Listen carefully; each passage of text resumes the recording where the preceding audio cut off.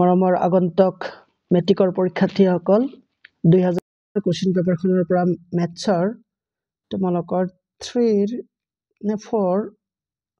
6 লৈকে মই তোমালোকক কৰি দিছিলোঁ আজি 7 টো তোমালোকক কৰি দিবলৈ লৈছোঁ কামন 4 সেন্টিমিটাৰ ব্যাসাৰ্ধৰ বৃত্তত অকা সমান্তৰাল স্পৰ্শক দুডালৰ মাজত দূৰত্ব কিমান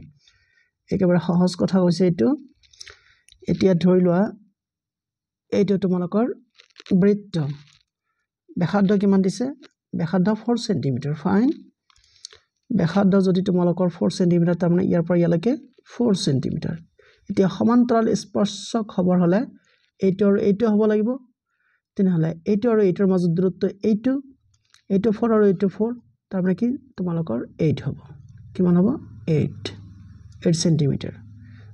তাৰ মানে হ'ব তোমালোকৰ বৃত্তটোৰ ব্যাস হল 8 সেন্টিমিটাৰ গল নেক্সট কোৱেশ্চন তোমালোকৰ 8 ইয়াতনো কি কৈছে বাৰু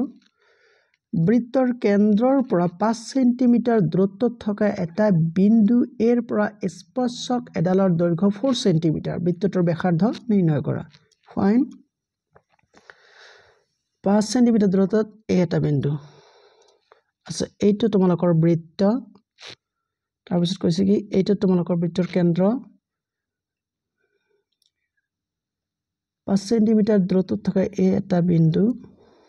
বৃত্তৰ কেন্দ্ৰৰ পৰা 5 সেন্টিমিটাৰ দূৰত এটা বিন্দুৰ পৰা স্পৰ্শক এডালৰ দৈৰ্ঘ্য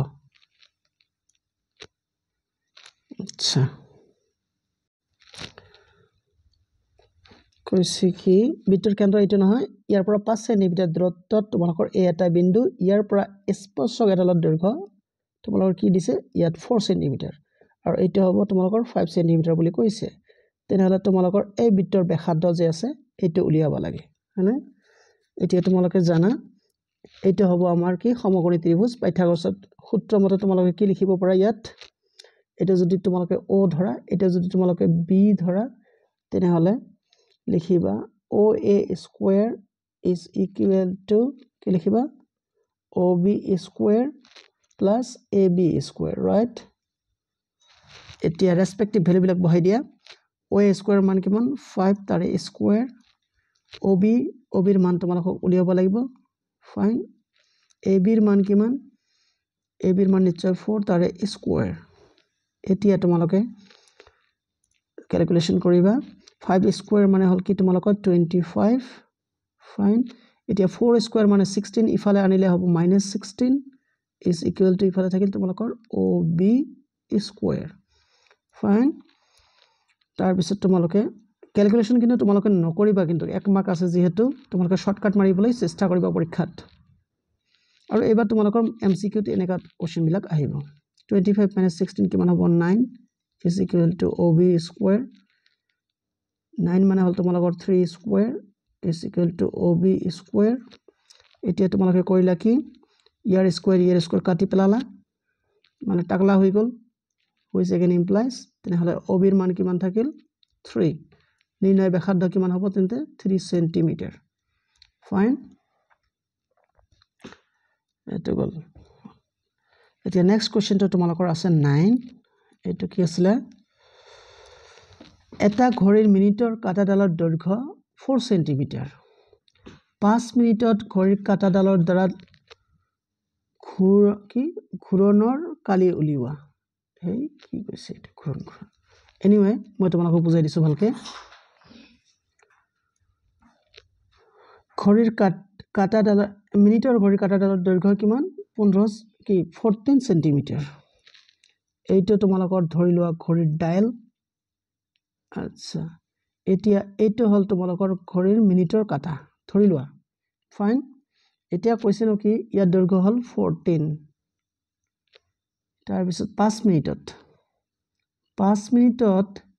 মিনিটৰ কাটাডালে কিমান দূৰত্ব যায় তাৰ মানে তোমালোকৰ 5 মিনিটত ই কিমান ডিগ্ৰী কোণ কৰে কেন্দ্ৰৰ হতে জানানে তোমালোকে জানিবা 15 মিনিটত 90 ডিগ্ৰী কোণ কৰে তেনেহলে 5 মিনিটত কিমান কৰিব 15 মিনিটত যদি 90 ডিগ্ৰী কৰে 5 মিনিটত তোমালোকৰ 30 ডিগ্ৰী কোণ কৰিব কিমান ডিগ্ৰী 30 ডিগ্ৰী কোণ হয়তো বুজি পাইছা এতিয়া তোমালোকৰ ব্যাসাৰ্ধ পাইছা 14 কোণ পাইছা 30 ডিগ্ৰী এতিয়া এই সেক্টৰটো যে আছে এই সেক্টৰটোৰ কালি এতিয়া তোমালোকক উলিয়াব লাগে সেক্টৰৰ কালি উলিওৱাৰ ফৰ্মুলা কি আছিল তোমালোকে জানা নহয় যে area A is equal to theta by 360 into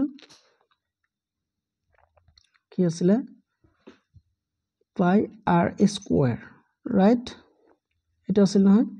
equal to কি লিখিবা তোমালোকে থিটাৰ জায়গা তোমালোকে 15 ডিগ্ৰী বহাই দিয়া তাৰ পিছত 360 into pi মানে 22/7 into r মানে তোমালোকৰ 14 তাৰে স্কয়াৰ right এতিয়া তোমালোকে ইয়াক ক্যালকুলেট কৰা which is equal to হ'ব তেনেহলে তোমালোকে লিখিবা ইয়াত 15 ক কাটিলে কিমান বাৰ যাব 15 2 গুণ 30 বাকি থাকিল তোমাৰ 60 15 4 গুণ তানে 24 টাইমস নাই 15 2 গুণ 30 15 4 গুণ 60 লেটস গন তাৰ পিছত এতিয়া তোমালোকে 2 দি কাটা ইয়াত 2 11 22 আৰু 2 12 24 নাই তেনেহলে তোমালোকৰ কি থাকিল ইয়াত সমান সমান দি লিখিলা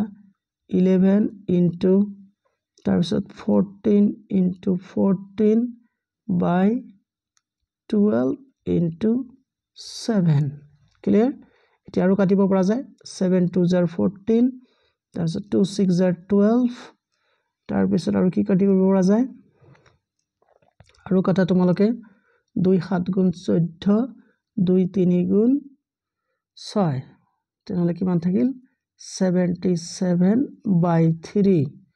সেন্টিমিটার স্কয়ার এটো লিখিলে তোমালোকে নাম্বার পাবা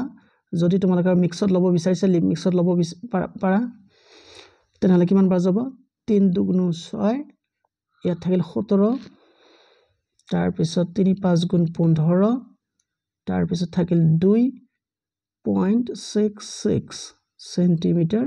স্কয়াৰ এটা হ'ব তোমালোকৰ আনসাৰ আশা কৰিছো তোমালোকে বুজি পাইছা এইখিনি তাৰ পিছত ইয়াত আৰু এটা কোৱেশ্চন নাই আৰু নেক্সট কোৱেশ্চন লৈ গুছি গৈছো ৰবা এতিয়া নেক্সট কোৱেশ্চনটো আছে তোমালোকৰ এনেকা যদি এটা বৃত্তৰ পৰিসীমা আৰু ব্যাসৰ পাৰ্থক্য 30 ডিগ্ৰী 30 সেন্টিমিটাৰ হয় তেন্তে বৃত্তটোৰ ব্যাসাৰ্ধ কিমান পৰিধি P আৰু ব্যাস D ইয়াৰ পাৰ্থক্য কিমান আছে 30 সেন্টিমিটাৰ বুলি কৈছে ফাইন এতিয়া P ৰ ফৰ্মুলা তোমালোকে জানা পৰিধি 2 pi r right D ৰ ফৰ্মুলা জানা তোমালোকে 2r is equal to 30 centimetre এতিয়া তোমালোকে জানা এতিয়া তোমালোকে 2r কমন লোৱা 2r কমন ললে ইয়া থাকিব pi minus 1 is equal to 30 fine next তোমালোকে কৰিব পাৰা কি 2 15 30 কাটি দিলা নহয় implies আচ্ছা r তো r এ থাকিল pi ৰ জায়গাত তোমালোকে কি লিখিবা আচ্ছা pi ৰ মান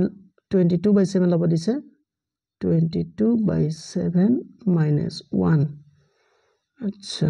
is equal to 15 লিখা বিলা মোটা হোৱা নাই ৰবা অলপ মোটা কৰি লৈছো ফাইন তেনেহলে এতিয়া আমাৰ লসাগু উলিয়াব লাগিব লসাগু উলিওৱাৰ পিছত আৰু মান আমি পাম which implies r into এটা লসাগু কিমান হ'ব 7 ইয়া থাকিব তোমালোকৰ 22 minus 7 which is equal to 15 clear next তোমালোকে ইয়াত লিখিবা r তেন্তে 22 minus 7 কিমান হয় আচ্ছা এটা হ'ব তোমালোকৰ 12 পৰা 7 গলে 5 15 আৰু ইয়াত 7 is equal to 15 right এতিয়া তোমালোকে কৰিব পাৰা 15 15 1 * 15 এতিয়া আমাৰ r মান হে লাগে r is equal to 7 টো আছে ইয়াৰ লগত পূৰণ হ'ব 7 1 * 7 ব্যাসাৰ্ধৰ মান তেন্তে 7 সেন্টিমিটাৰ ক্লিয়াৰ এতিয়া খালি ঠাই পূৰণ কৰিব দিছে তোমালোকক কি কৈছে এ ভাল কোৱেশ্চন এটা গোলকৰ আয়তন ইমান পাই সেন্টিমিটাৰ কিউব হলে গোলকটোৰ ব্যাসাৰ্ধ হ'ব আচ্ছা আয়তন দিয়া আছে গোলকৰ ব্যাসাৰ্ধৰ ফৰ্মুলা আয়তনৰ ফৰ্মুলা তোমালোকে নিশ্চয় জানা কি v is equal to 4/3 pi r cube right এতিয়া তোমালোকৰ v ৰ মান কিমান দিয়া আছে 288 pi equal to লিখিলা তোমালোকে কি লিখিবা 4/3 pi r cube এটা কিন্তু পাই দে এতিয়া তোমালোকে কৰিবা কি কাটাকাটি কৰিবা এই পাই কাটি পেলালা তাৰ পিছত ইয়াত আহিল তোমালোকৰ ক্ৰস মাল্টিপল কৰিবা তোমালোকে আৰু 4 দি কাটিব পাৰা তোমালোকে 4 দি কাটিলে কেনেকা হ'ব 4 7 গুণ 28 4 দুগুণ 8 মানে 72 তেনেহলে ইমপ্লাইজ দিয়াৰ পিছত তোমালোকে লিখিবা